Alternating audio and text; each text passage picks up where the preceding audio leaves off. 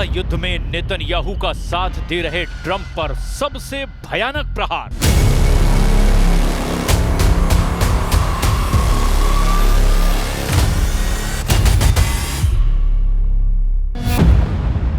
Gaza युद्ध में Israel का साथ दे रहे 8 मुस्लिम देशों को करारा जवाब।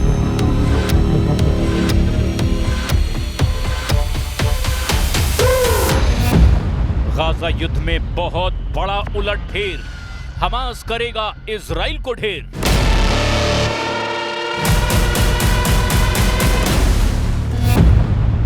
वॉर चेंजर लीडर ट्रंप को लगा डर। We're just waiting for Hamas, and Hamas is either going to be doing it or not, and if it's not, it's going to be a very sad end. Trump की धमकी से मुस्लिम world थर्रा गया है। Trump के इस युद्ध समझौते के लिए सभी मुस्लिम देशों ने ग्रीन सिग्नल दे दिया था, लेकिन ट्रंप के 20 सूत्रीय युद्ध समझौते पर हमास झुका नहीं। हमास ने वक्त लिया। हमास ट्रंप से समझौते पर अब भी आनाकानी कर रहा है। हमास की ये रणनीति काम कर गई और ट्रंप और नेतन्याहू की धमकियों के बीच हमास को सबसे भरोसेमंद और सबसे पावरफुल लीडर का सपोर्ट मिल गया है, और ये कोई और नहीं, रूस के प्रेसिडेंट व्लादिमीर पुतिन हैं। रूस यूक्रेन युद्ध में मिले जख्म का ट्रंप से अब गिन गिन कर बदला लेने का ऐलान पुतिन ने कर दिया है। पुतिन ने कहा फिलिस्तीन देश बनेगा। पुतिन ने कहा मैं खत्म कराऊंगा युद्ध। पुतिन ने कहा ट्रंप से सावधान रहें मुस्लिम देश। पुतिन ने कहा रूस है असली सुपर पावर। रूस के राष्ट्रपति पुतिन जब बोलते हैं तो दुनिया गौर से सुनती है, क्योंकि पुतिन जो कहते हैं वो करते हैं। पुतिन ने जो बातें कही है वो ट्रंप का दिमाग घुमाने वाली है, साथ ही खाड़ी युद्ध में तहलका मचाने वाली भी हैं।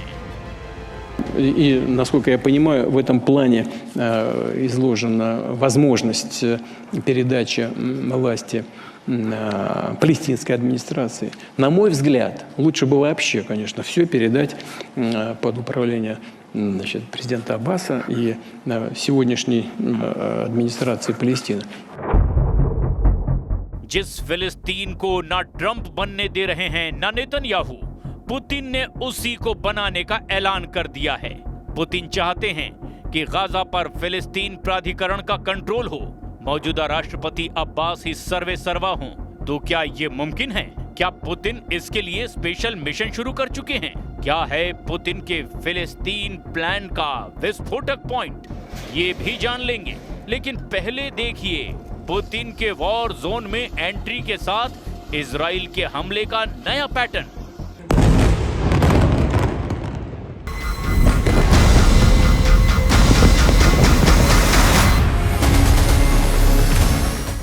ना टैंक दिखता है, ना जंगी जेट उड़ते हैं, ना ही कोई मिसाइल दिखती है। बस होता है एक जबरदस्त धमाका।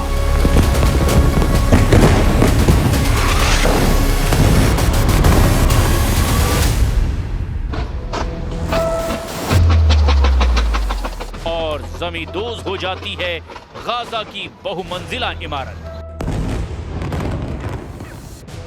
बारूद और धूल का काला गुबार उड़ता है, मौत का तांडव मचता है, चीख पुकार मचती है, शवों का ढेर लग जाता है। इजराइल बेहद सधे हुए हमले कर रहा है, मगर शनिवार 4 अक्टूबर की दोपहर के बाद ये हमले बेकाबू हो जाएंगे।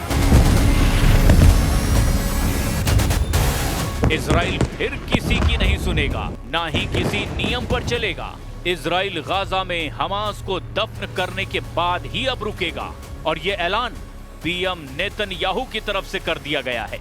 मतलब सिर्फ चंद घंटों की मोहलत ही अब इजराइल ने हमास को दी है।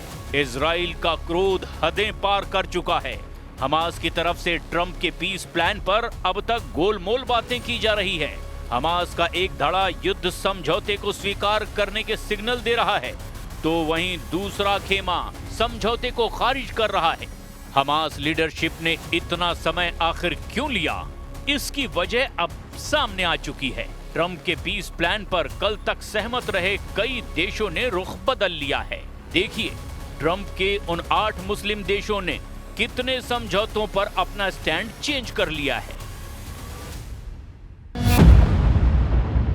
पहले नंबर पर है पाकिस्तान, जिसने ट्रंप पर गंभीर आरोप लगाते हुए समझौते को मानने से मना कर दिया है। पाकिस्तान ने आरोप लगाया कि जिस समझौते पर वो सहमत था उसे आखिरी वक्त में बदल दिया गया। दूसरे नंबर पर कतर है, जिसने पहले तो ट्रंप के पीस प्लान पर हामी भरी थी, लेकिन बाद में 3 शर्तों को बदलने की मांग करने लगा। कतर समझौते में हमास को जगह के साथ फिलिस्तीन देश की मांग भी कर रहा है। तीसरा और सबसे अहम मुस्लिम देश तुर्की है, जिसने पहले हमास को समझौता करने की अपील की थी, लेकिन अब एर्दोआन इजराइल को धमकियां देने में लगे हैं। तुर्की गाजा में मानवीय मदद ले जा रहे जहाजों के रोके जाने के बाद भड़का हुआ है। तुर्की के कई नागरिकों को इजराइल ने दबोच लिया है और इसके बाद एर्दोआन ने धमकी दी है कि अगर तुर्की के नागरिकों का बाल भी बांका हुआ तो इजराइल को भारी नुकसान झेलना पड़ेगा। Gelişmeleri sahada an ve an takip etmekte, aktivistlerin ve vatandaşlarımızın kılına zarar gelmemesi için gerekli tedbirleri almaktadır. Erdogan ने पीएम नेतन्याहू पर निशाना साधते हुए उन्हें शांति का सबसे बड़ा दुश्मन बताया। एर्दोआन ने यहां तक कह दिया कि गाजा में युद्ध समझौता नेतन्याहू के रहते किसी हालत में असरदार साबित नहीं होगा। एक तरह से ये प्रेसिडेंट ट्रंप को तुर्की का क्लियर मैसेज है, जिससे ट्रंप की सारी कोशिशों को एर्दोआन बेमानी साबित कर रहे हैं। Küresel Sumut filosuna yönelik haydutluğu lanetliyorum. İsrail yönetiminin uluslararası sularda seyreden sivillere yönelik düzenlediği bu saldırı soykırım kadrosunun Gazze'deki insanlık suçlarını gizlemek için nasıl bir cinnet halinde olduğunu bir kere daha ispat etmiştir. Iran ने पहले ही Trump के समझौते को खारिज कर रखा है। Yemen के हूथी लड़ाके ट्रंप के समझौते को मुस्लिम देशों के लिए सबसे खतरनाक करार दे चुके हैं। लेबनान के हिजबुल्लाह लड़ाके भी ट्रंप के पीस प्लान के खिलाफ हैं। ट्रंप के समझौते में सबसे अहम किरदार कहे जाने वाले हमास लीडर इज़्ज़ अल-दीन हद्दाद ने भी कहा है कि समझौते से हमास पूरी तरह बर्बाद हो जाएगा। मतलब हमास दबी जुबान ट्रंप को बिग नो ही कह रहा है। गाजा में इजराइल के साथ युद्ध विराम होगा या नहीं, ये सिर्फ हद्दाद को ही तय करना है, जिन्हें हमास के आखिरी कमांडर के तौर पर पहचाना जाता है। राष्ट्रपति डोनाल्ड ट्रंप ने शांति का जो प्रस्ताव दिया है उस पर हमास की तरफ से इज़्ज़ अल-दीन हद्दाद को ही फैसला लेना है। इज़्ज़ अल-दीन हद्दाद हमास के आखिरी मिलिट्री कमांडर हैं। सिनवार की मौत के बाद हद्दाद को हमास की कमान मिली है।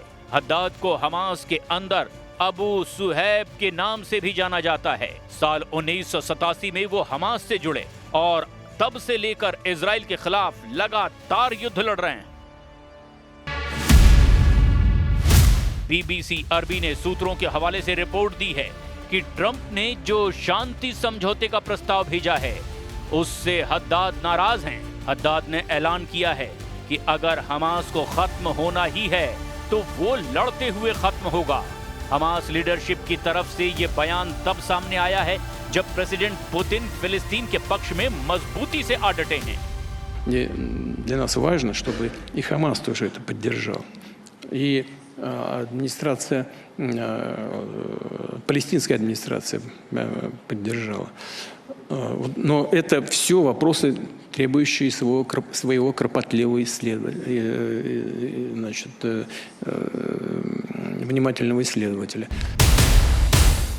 मतलब एक तरफ अमेरिका है, नेटो के देश हैं, तो दूसरी तरफ पुतिन एंड पावरफुल टीम है।